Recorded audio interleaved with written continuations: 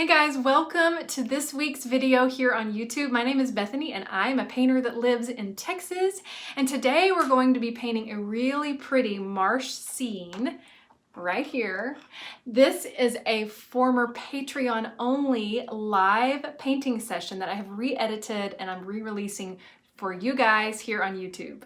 I talk a lot about the beautiful lines of this piece. Of course, it's a very simple color palette and it takes about an hour. Since this was a live painting session, I'm talking as I'm painting, I'm answering some questions that some viewers were asking me, and I just love this. It was a really popular lesson, and so I wanted to release it for you guys here. Make sure you check out my Patreon video index that is right here, or it's also in the link below in my description. That index is all of the video lessons that have come out in the past year and a half that I've been over on Patreon. You can check it out at patreon.com/Bethany Fields. Don't forget to hit like and subscribe, and I hope you enjoy watching this come together.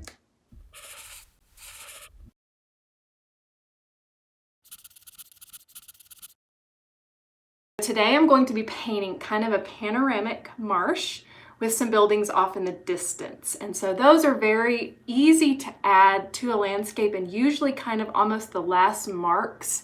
If I decide to add a building off in the distance, they're very simple marks. You can add them at the end to bring a little bit of life and scale to your paintings. And so that's what we're gonna do today.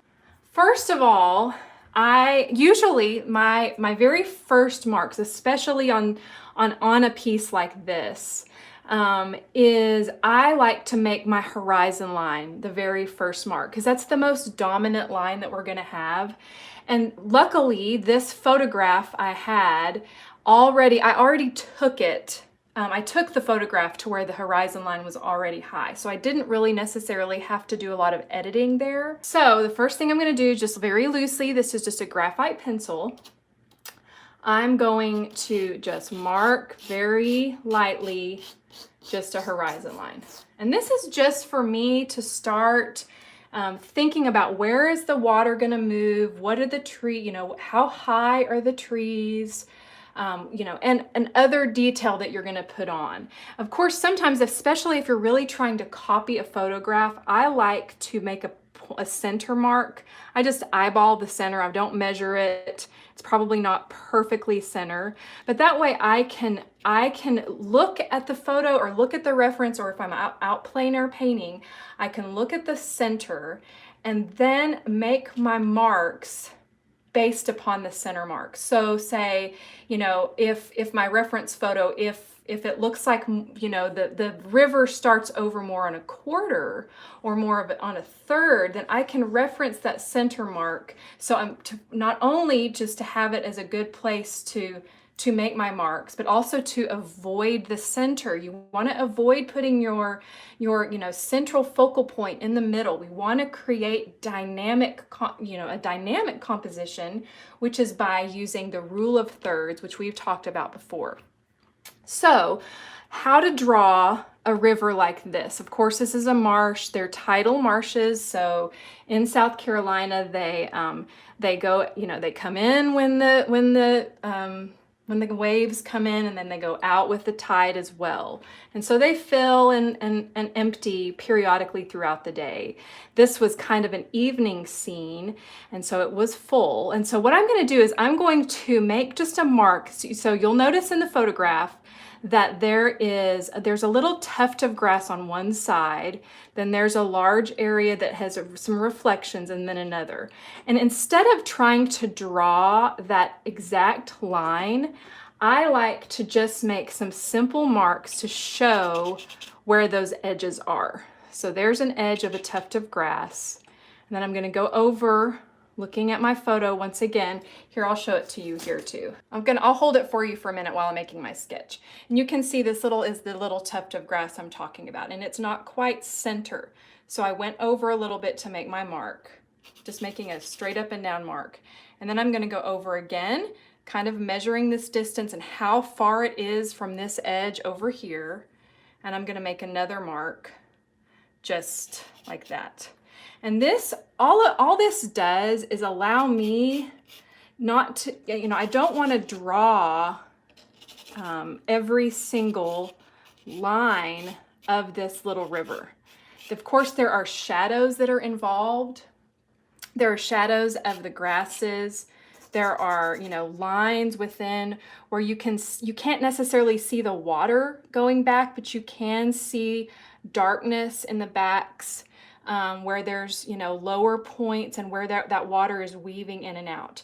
There are also some boardwalks in this photo, and I probably won't paint those just because I want it to be pretty simple.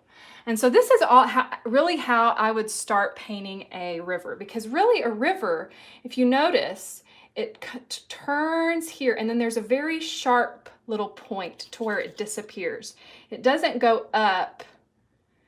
We don't see it past a certain point. And so that's really important to have in your sketches, is to make sure that you render that type of quality accurately. Have that little point, you know, it's almost like a tiny little triangle right there. I don't know if you can see that little triangle. This one is in shadow right here. And it just helps you create that mystery and that depth and how it goes back. Okay, so really that's all I would do to sketch in the water. You could, you know, put some little marks for, okay, there's some grasses, but we'll do that in a second with the pastels. Okay, so then for the trees in the back, I would pretty loosely follow this tree line. The tree line is not super interesting. It's not the main focal point of this piece, and it's pretty straight across. And so it doesn't really, this piece doesn't really matter so much that you render it. You know, you can pretty much render it however you like, and we can always change it later. But that's, you know, this is just a very simple way to put in some trees. You know, of course, right there, you'll notice that I just unintentionally did 3 humps. And so that's something to make sure you don't do. Go back and, you know, especially when we're putting in the pastel, try to make the shapes different and the sizes different. And so I'll fix that once I put in the pastel. And then of course, we're gonna have some shadows. We're gonna have shadows coming down from this point, this little straight strip of grass goes straight down right there. And then there's some also back here. They go kind of straight across. So that just kind of gives us some good references. Very, very simple little sketch. And now we can start with pastel. So now what I'm going to do is here I'm going to show you the pastels that I'm going to use. I'm going to turn the camera. Okay. Hopefully you can see that. Here are the pastels I'm going to use. I'm going to use my favorite 285p new pastel for the trees and for some of the dark shadows in the water. And then I'm going to use this orange new pastel. This one, actually this is a Conti crayon. This is a 2450. And it is a kind of a ochre orange. And then I'm also, these colors, this is a purple and this is a kind of a sagey, cool green. These are going to be for the distant trees. Of course, I have my water section, and then I have my marsh section, and then also my little house. And, you know, all of these I'm going to be using in various stages. And I might pull some from my box, but this is what I used yesterday. I try to, whenever I paint a live session for you, I try to pull out the pastels that I've used so I can show you that right up front.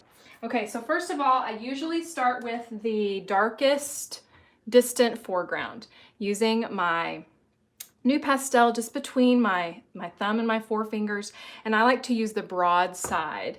And I'm just going to swipe that in using a pretty light touch. Now I know, remember I just said I would want to change the angles. Another way to change the angles or to fix that problem that I had where I had kind of made it look like a wavy ocean is with the rubbing alcohol. Whenever you swipe in that rubbing alcohol, you can change the shapes of it, and then you can also cut in with the sky later. So there are different ways throughout a pastel painting that you can fix compositional issues. I could, you know, make a painting, you know, a tall tree over there. I could, you know, and if I wanted to later on, I could cut in some sky really low. So you can really change shapes, especially if your sketch isn't stellar. But really, I just want the color right now, and so I'm not too worried about it because I've got lots of painting to go, and so I can always fix it later. I also like, whenever I'm painting trees, I like to angle inwards instead of having a downward angle going out of the composition. I like to frame and have the trees go up in the distance, and that just helps you kind of contain the viewer. It helps, you know, not have that downward angle, which angles are really dynamic. They really grab the eye, and so we wanna make sure we control that a little bit. And so I like to angle trees in, even if in the photo, you know, it goes off and recedes in the distance. I'll put something in, you know, at the edge to stop that angle and stop those people from leaving my painting. And so then the next thing I'm going to do is I'm just going to gently gesture in some of these shadows. I'm not going to draw a solid line here because I want this marsh to appear and disappear and reappear. And so I don't want to draw a snake-like line because that's a little too elementary. I want it to have some mystery to it. And so I'm just going to make some very loose marks. You'll notice I didn't really draw the edge of that marsh. I just drew the shadow of the marsh, and we're going to add those grasses in later.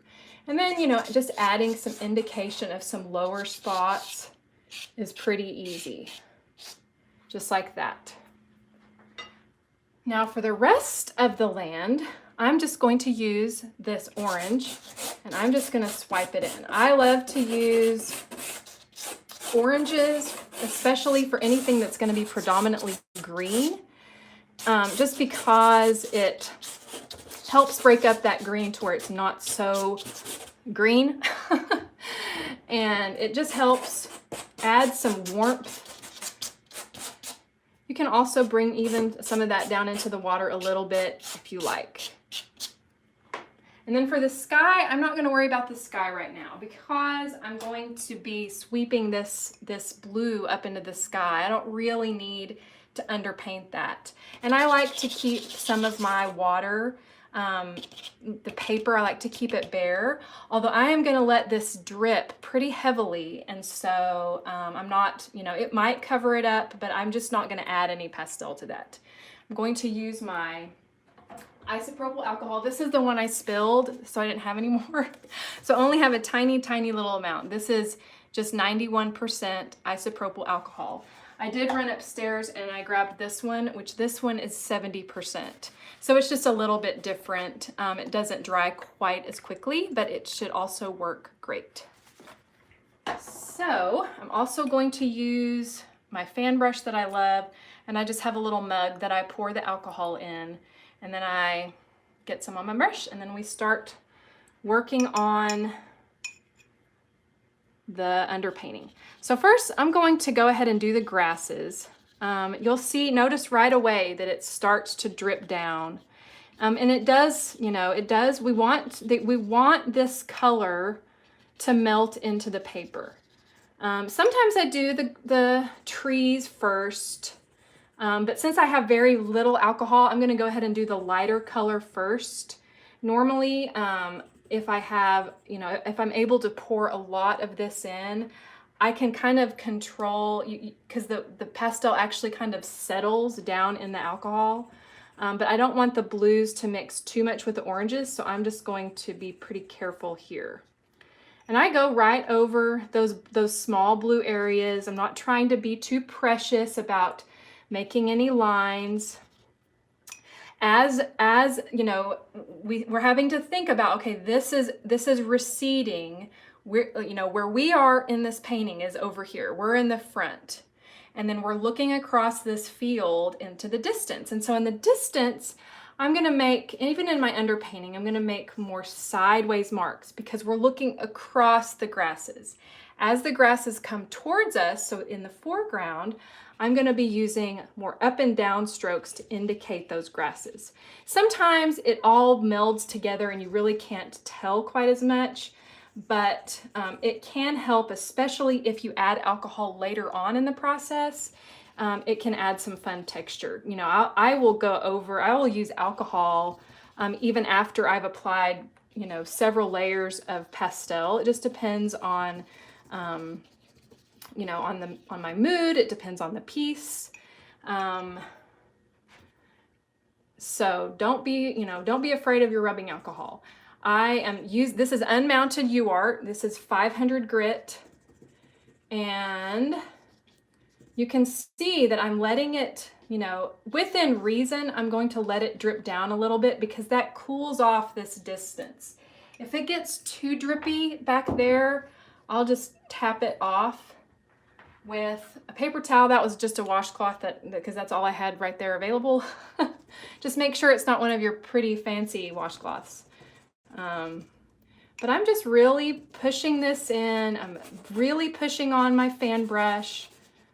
Pushing up helps you with those little blades of, you know, or little, not blades of grass, but little leaves.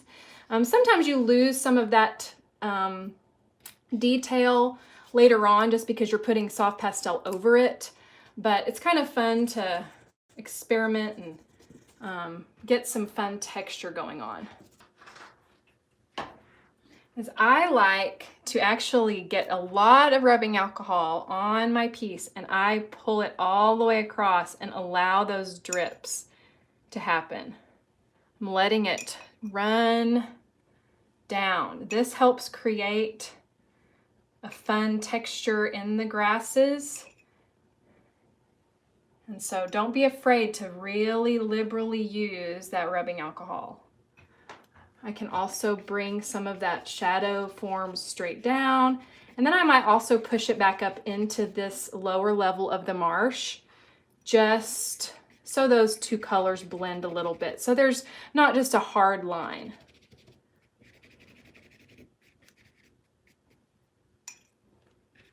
I know this whole month we've focused on structures in the landscape. Yesterday when I was working on this beautiful home, it had these lovely shadows, but it was a really complicated scene and I didn't want you guys to get frustrated if you're painting along. I didn't want to get frustrated if I was teaching you. And so I think I'm going to save that for another video lesson in the future. But, you know, I thought about it. I was like, well, the way I add structures to the landscape, I am mainly a landscape painter. And so, you know, sometimes you just have to be true to yourself and what you love to paint within, you know, learning new techniques, adding a structure off in the distance. It doesn't always have to be, you know, a really up close building to learn a certain technique. And so I just decided, you know, I'm just going to paint something I want to paint and see where that goes. And so I painted that marsh yesterday and it was so much fun. And so I'm excited.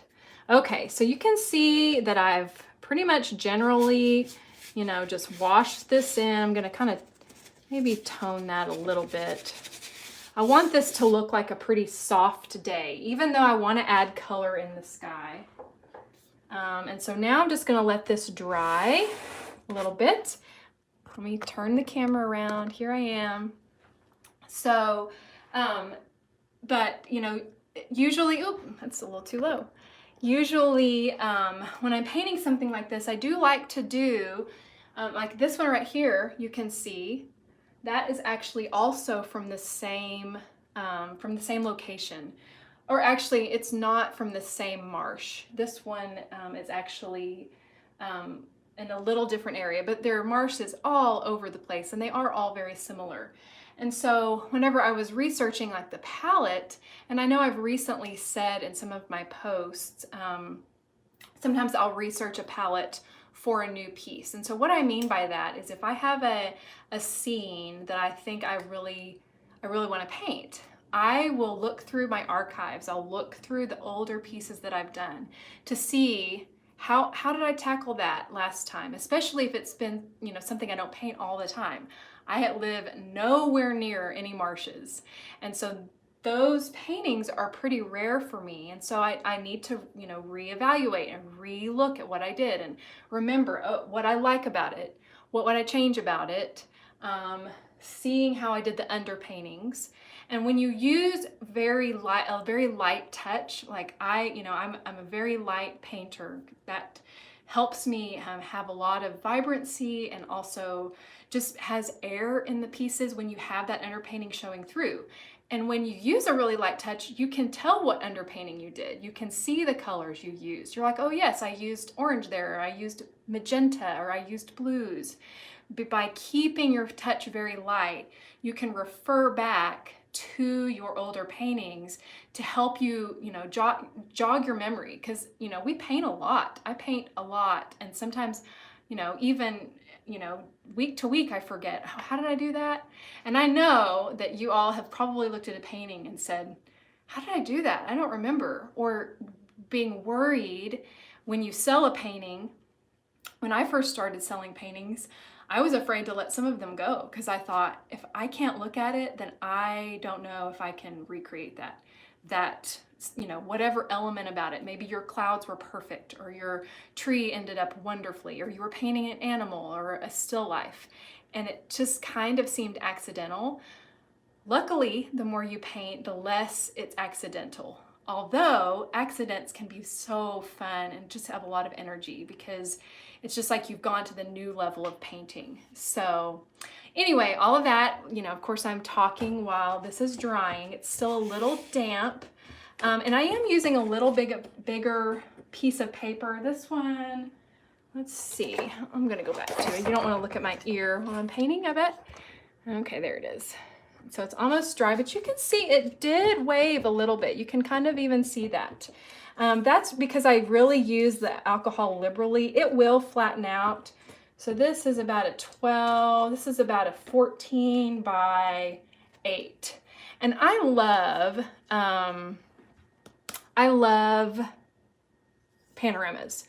I wish that there were more standard size panoramic framing and matting, because there's something about just the length of the land that I really love. Boxing off one is more of an 8 by 10 or even a 9 by 12. Sometimes to me is just a little too boxy. I like the length. And so really even if you wanted to crop it even more, you could crop it up a little bit. But it did wave a little bit, so I'm gonna actually re-tape it. Sometimes this helps just to pull it a little flatter. And I don't have it mounted here at the bottom, or I don't have it taped at the very bottom. So I'm going to pull it straight again and see if that helps. I'm not too worried about it. Usually alcohol doesn't do that as much. But another aspect of using UArt is it did rain today where I live.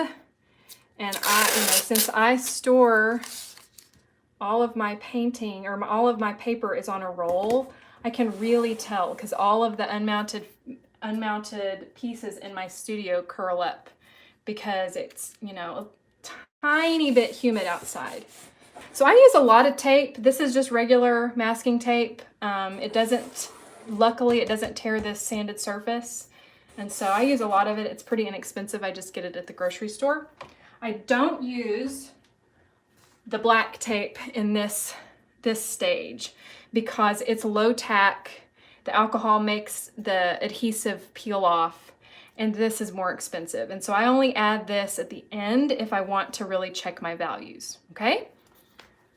Okay, so the first thing I'm going to do is I'm actually going to rework on the distance a little bit. I want to create a little bit more variation. Right now it's just kind of one solid color.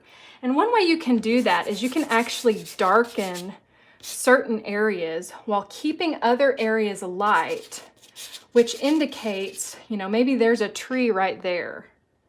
And then these are distant trees that are more in the shadow. You can really kind of carve in darkness to think of negatively about adding dimension to your distance as well. And then I'm going to put, one thing that I wanted to design in this composition is, of course, this is sweeping in, and this is about a third, or a little over. But then I also want to put my house over here. And if you'll notice, this curve right here is actually almost pointing at that area. And so while I was saying, you know, you can add darkness, keep some areas lighter to indicate, you know, maybe there's some trees in front, and we'll add color to that in a second.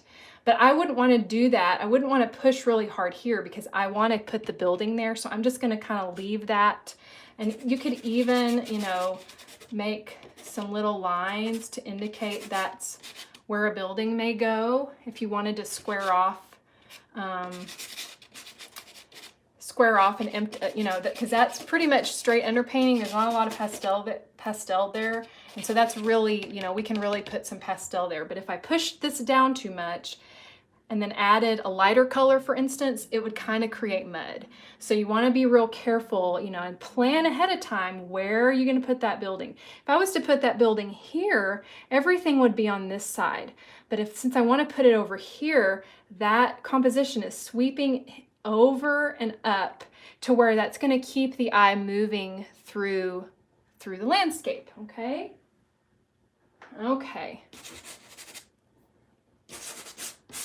These are all very loose strokes.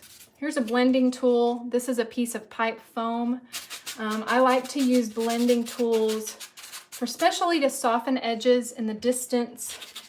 If I don't want to use rubbing alcohol again, I'll get one of these out. I could go back in. You could go back in with the rubbing alcohol and put that back in. It just depends kind of on how long you want to wait for something to dry.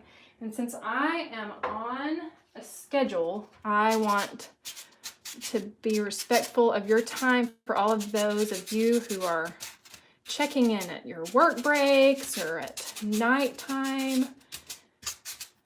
And you can see just by darkening some of it, keeping some of it lighter, that adds a little bit of texture into that distance. And I'm not really going to add any color yet. I'm wanting to keep it mostly blues. I really love the blue. It adds a lot of shadow, and it's very analogous, of course, to any greens that you're going to add.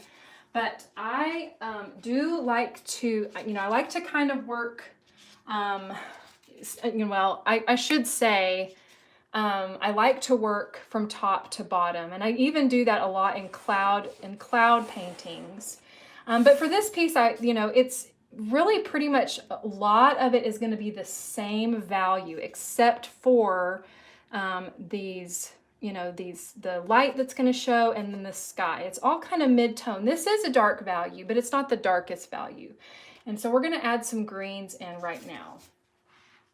And so the first thing I want to do, I'm adding in, let's see, let me find them.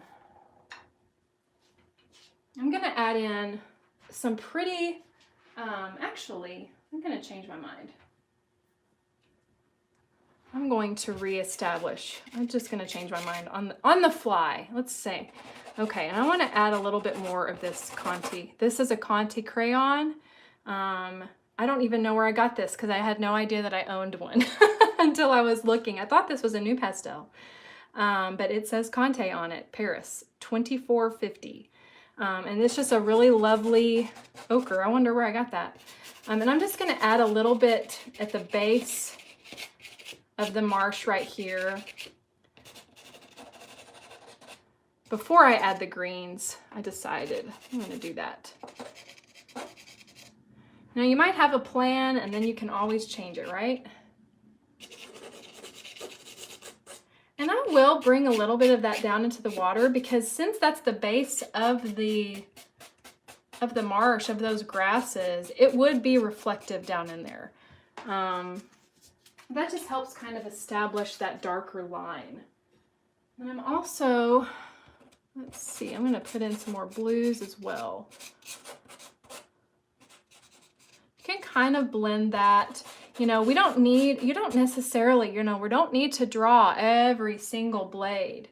I'm really looking at kind of the shadows in this, in the photograph that I have. There are shadows within the base layer of grasses where, the shore, or that actually it's called pluff mud, I believe. Those of you who live in a marshy area. And so that, those areas, you want there to be some variation. We don't want to just draw a straight line. And I also, I love a sketchy look. I've been talking to some of my the people that I have phone calls with, and I talk about, everybody has a style. Everybody has something that they want to grow towards. And one of my favorite artists, of course, is Degas. And I love his sketchy marks, how things are almost scribbled into other, colors are layered upon each other.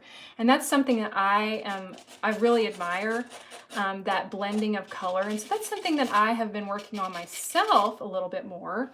And so I can do that a little bit. Yes, I just said you don't have to draw every blade of grass, but you can, if you want to show, okay, this, there's some shadow lines that are going to be in this foreground, this front side of these grasses. I want to show the sides of that grass. Now, as we go off in the distance, I wouldn't do that as much, just because it would be too busy. Okay. So now I'm going to start adding in a little bit of green. This is one of my Terry Ludwig's, and this is a pretty vibrant green. And I am using a baby soft touch. I'm barely touching my paper.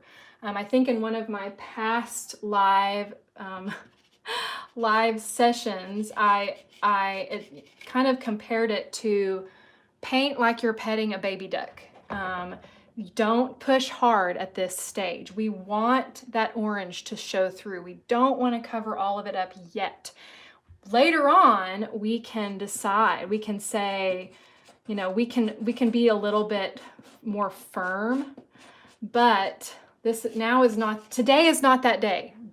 Right now is not that time. We want that orange to show through because it indicates, dirt. It shows a lot of vibrancy. And so I'm just really gently grazing this across. Of course, in this foreground area, this is where I've chosen to work right now. I am going to be using some up and down marks. As I go off in the distance, I'm going to be using flatter marks, like sideways horizontal, because once again, we're looking across the marsh, okay? And this is, the marshes, if you look at if you have the photograph pulled up, you can really see that there are different greens all as you go, back. There's warmer greens, there's cooler greens based just upon the wave of the land. And so I use quite a few different greens.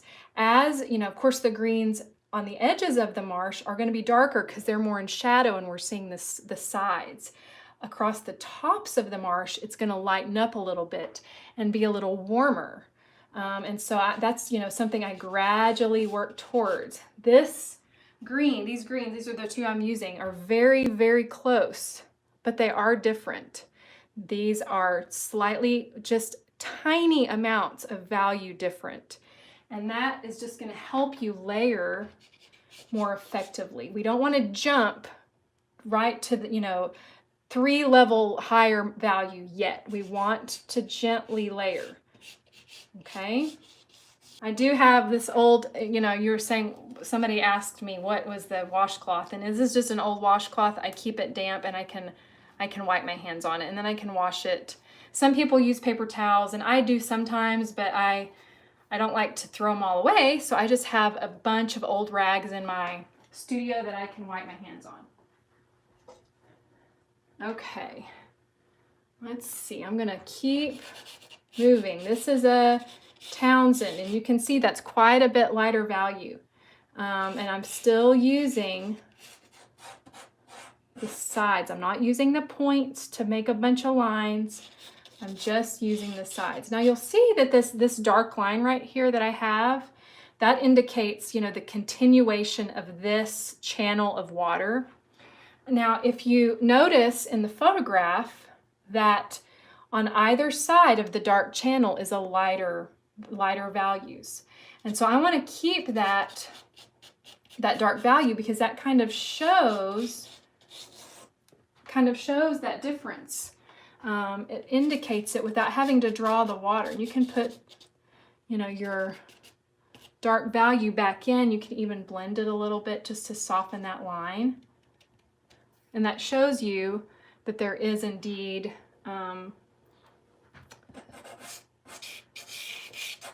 that channel continues.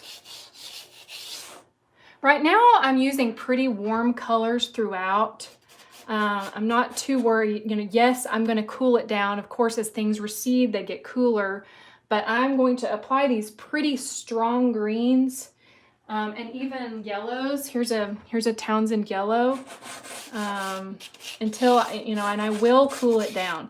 Now this photograph doesn't really have any yellow grasses, but I'm trying to break it up. I don't want it to be all the same color. And so I'm just allowing it to be, you know, using my artistic license a little bit. And you'll notice I haven't done anything down here yet because those are going to be very, very gentle marks pretty much after I've worked on the water. And I'm going to get to that in a second. Okay. I'm going to leave that for now. Of course, it's not finished, but I just wanted to add a little bit of green. And then I'm going to go back up here into the tree line and I'm going to add some darker purples. I love to add purples into trees. It's an analogous color to blue and it's a very close value, but a little bit lighter. And so it adds just some vibrancy to your distant trees and some interest.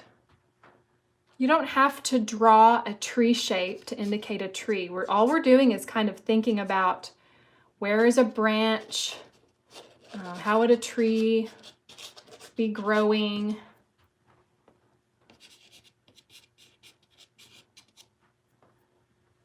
And then you can also add the cooler green in there.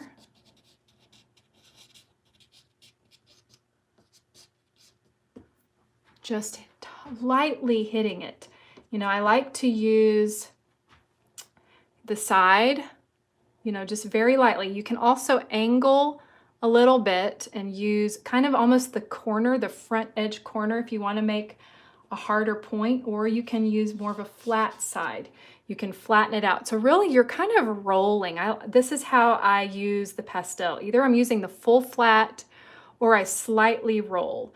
Every now and then I'll use a tip, but usually not in distance. Could you tell us what purple? This is a Terry Ludwig purple. I don't know the color, but I will try to find it for you. It's a beautiful purple. It's not too, it's actually kind of neutral. For instance, here is a more true purple. This is a Richardson. And so you can see that this one is actually pretty cool. It's a cooler purple. It's more blue. Of course, sometimes you don't notice that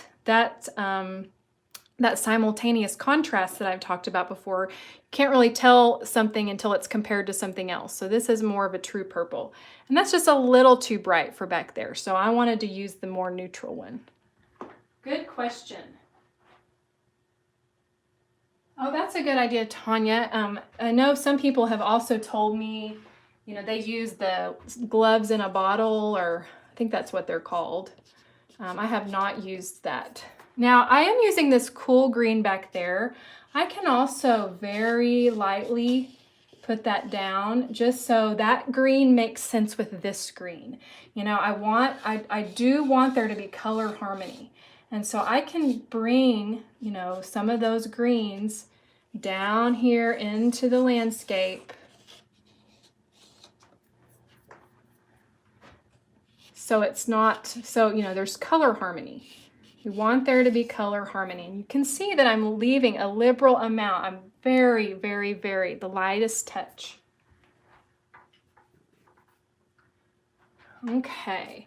Now what I'm going to do is I'm going to start actually working on the water. And I know right now it's just kind of, there's really no definition up here, but we're going to get to that.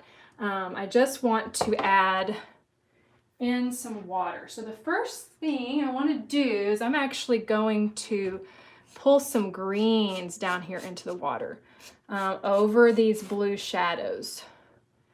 You can tell in that photograph that, you know, those shadows are really dark green. They're very, very muted dark green. So this is a dark green, also Terry Ludwig. I've mentioned before that very first set I ever bought of his was that Maggie Price Basic Values. And so many of those colors I still use. And mostly they're greens and the blues. They're perfect values. And you can pull that down. If you don't like the way it feels on your fingers, you can use your foam. Some of you also can use finger cots. Okay, and so then I'm going to be pretty bold. And this is just the first layer of water. I'm going to use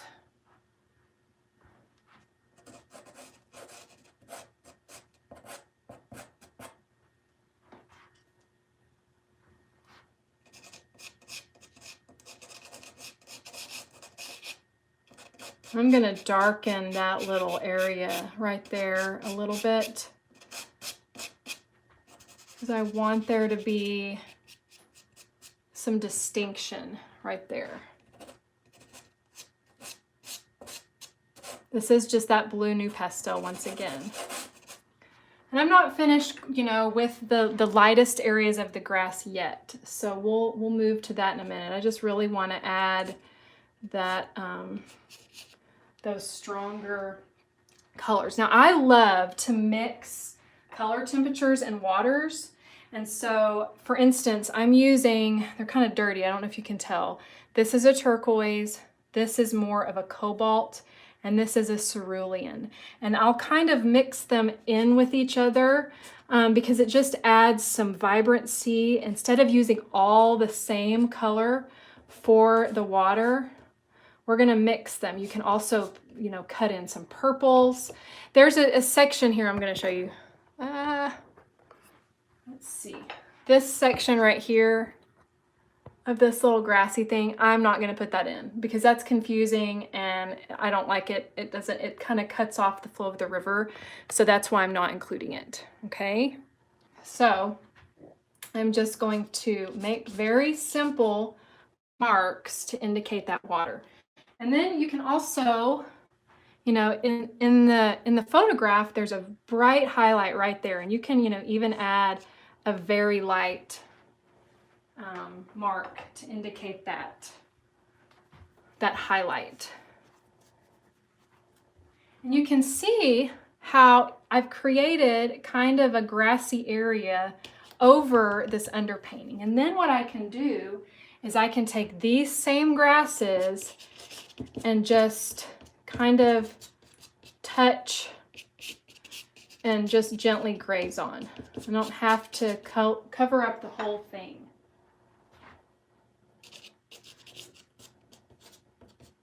This is actually a golden. This is the same golden I put back in there. And I can even put that down here and I can pull it down into the water a little bit. You know, I just want the color harmony everywhere.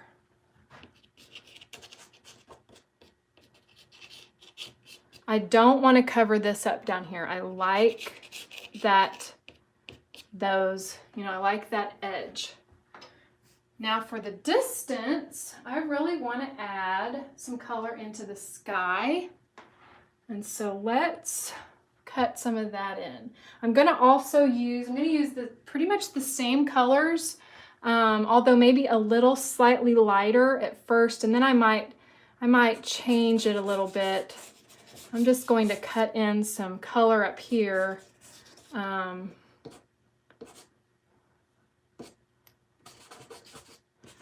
I want to blend that into the tree line. And I can also lighten it up a little bit.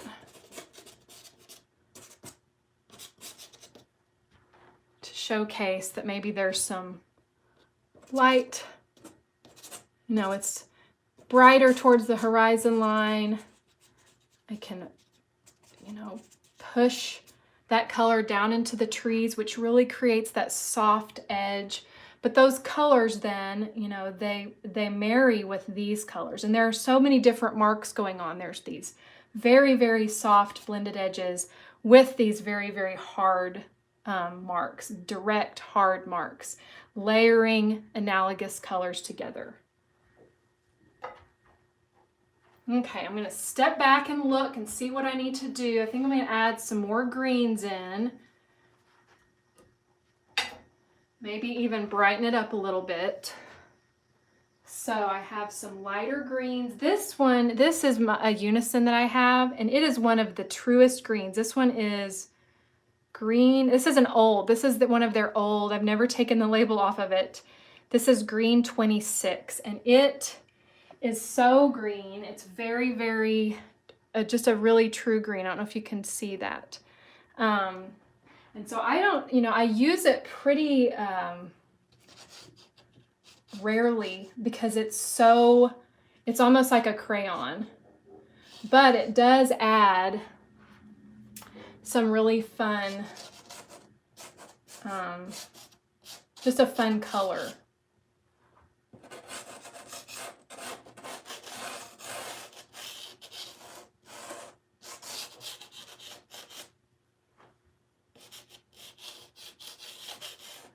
This is right here I'm using is a Rembrandt.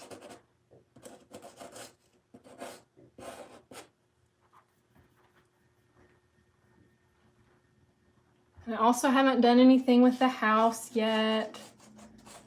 We're getting there. Really, this piece, you know, I love to paint marshes because to me they come together pretty quickly. They're very simple. They're, you know, very... especially if you have your value map and your underpainting established, they can come together pretty quickly.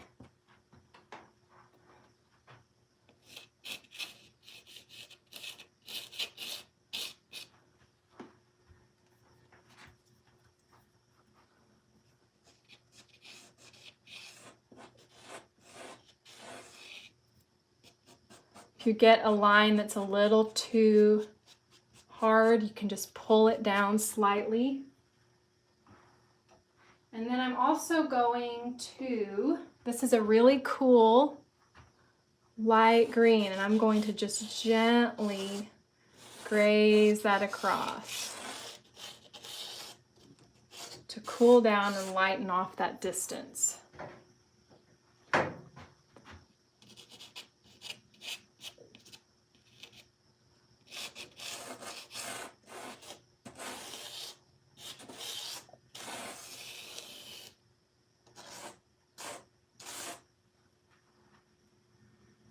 Okay.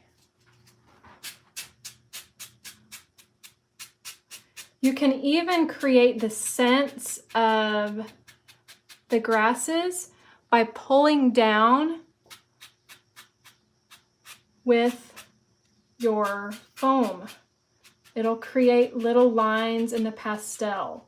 So, you know, don't be afraid to use tools in your studio for different effects. Okay, so one thing I'm going to do is I kind of lost, I wanted some more lines. I'm gonna maybe put one back there.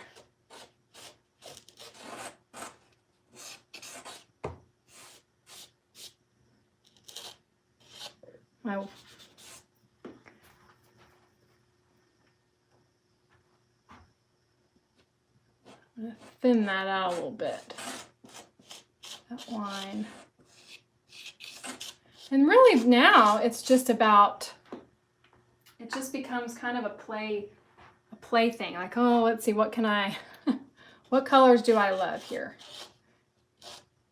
So really, this is less technique and more just color choices.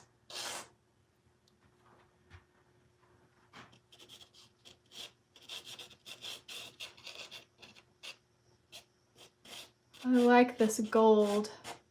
For one thing, gold looks so beautiful next to blues since they're complementary. Can also add some more definition where there would be the edge of this. This is pure charcoal, and sometimes I'll add it just to create that strong contrast, and then I like to pull it down into the water just a little bit, but that just adds that extra oomph that you need sometimes for that very darkest value. And I don't usually add that until the end. I also, I like to use the charcoal in my buildings whenever I'm painting windows.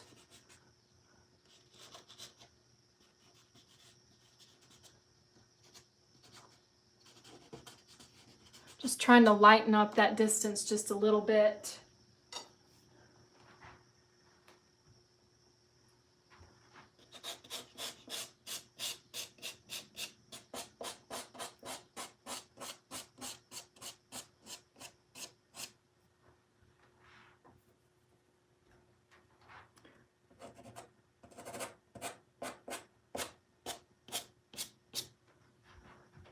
Okay.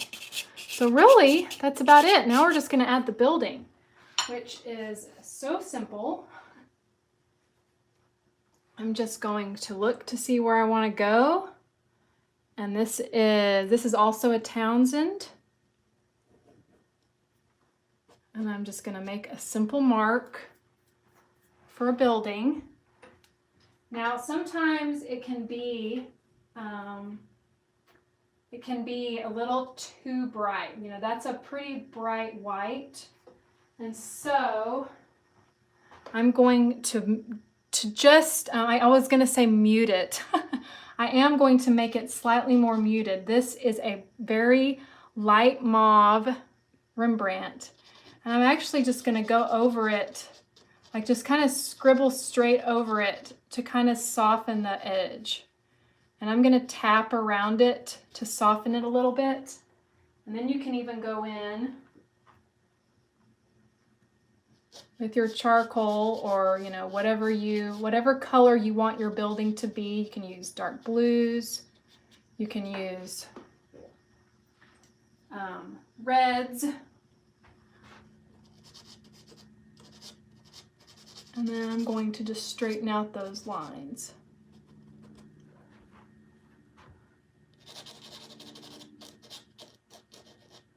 Sometimes if I really want to straighten a line, I will go back in with a pencil. You can also use a palette knife if you want to soften something and scribble over it. And as you're scribbling, move slightly like this, because that basically takes off and lets the underpainting kind of show through, so it softens it a little bit instead of one straight harsh mark if you're really wanting to soften it.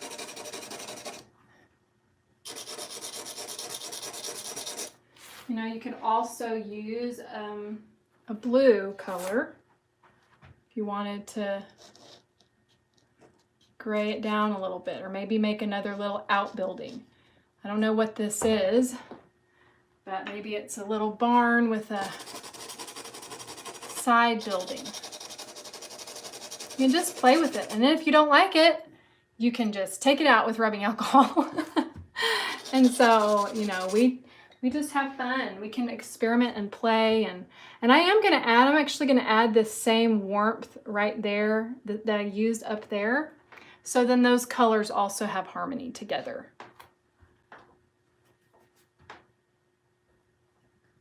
And then I think I'm going to add some, where's that color? Here it is. I'm going to add some more this green, this really cool green.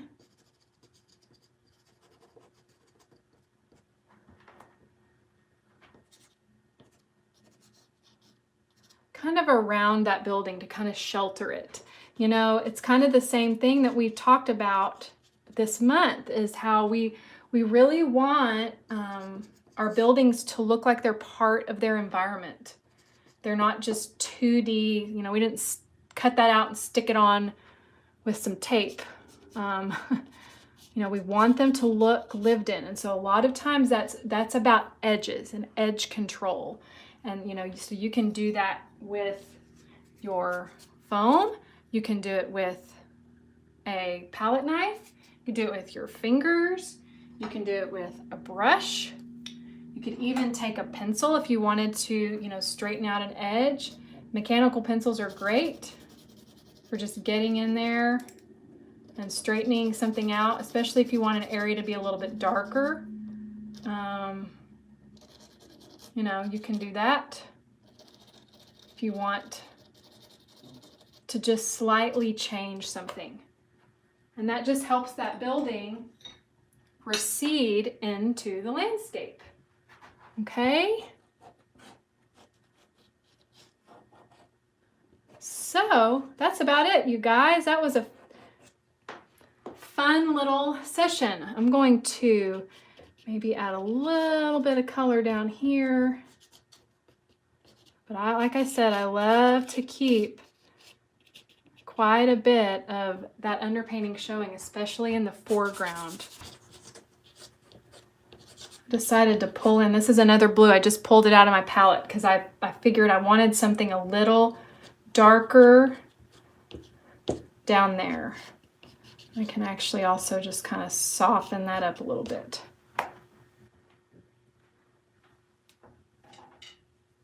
Okay, so I think that's about finished. I may work a little bit, so as my own, you know, I'm going to critique myself here. This is what is really important about here. There's just a second. There's a piece of tape that fell off and stuck to the floor, and it's sticking to my shoe. One thing that's really important about looking at your piece is self-critique and seeing things that you're like, you know, I need to change that. I need to work on that a little bit more. You know, this has been an hour and 6 minutes. And so that's not normally, you know, I normally take about 1 to 2 hours for a piece. But then, of course, as that day goes on, especially if I'm painting every day, I'll then go over and sit on my computer and I'll stare at that painting for the rest of the day. And then I'll make slight adjustments throughout the day. I'll take a picture of it with my phone. I'll add the black tape here. Let's add the black tape and see what that does.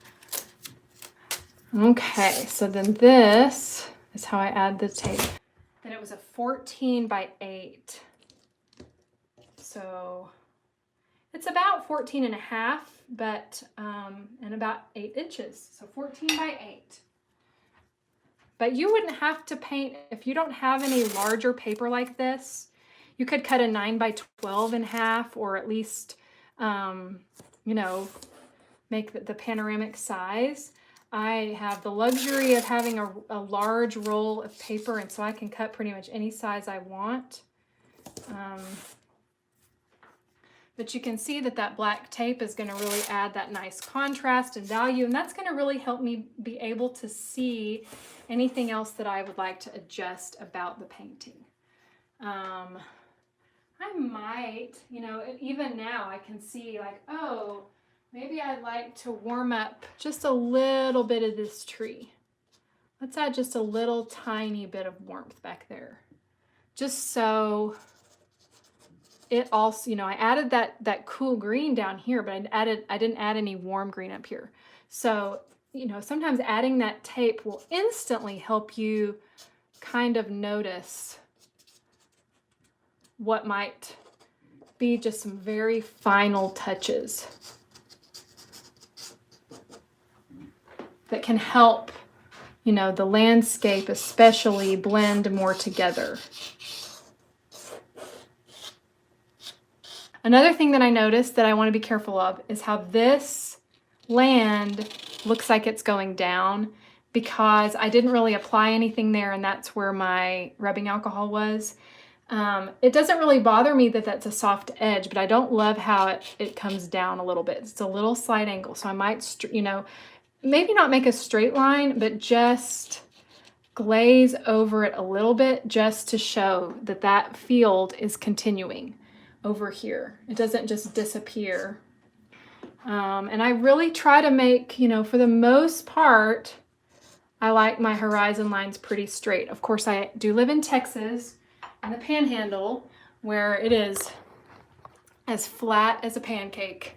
I think I've said it before, but we often say if you stand on a tin can, you could see the back of your head, or you can watch your dog run away for 3 days because it's so flat. If there are any questions that you have, you can feel free to ask them even in that updated archived post of this painting. If I make any slight adjustments, I'll be sure and let you know. And thank you so much for checking in, all of you from all over the world. I'm always so humbled and honored that you're here and you want to watch me paint little old me. So I appreciate it. I appreciate all of you, and I will see you soon.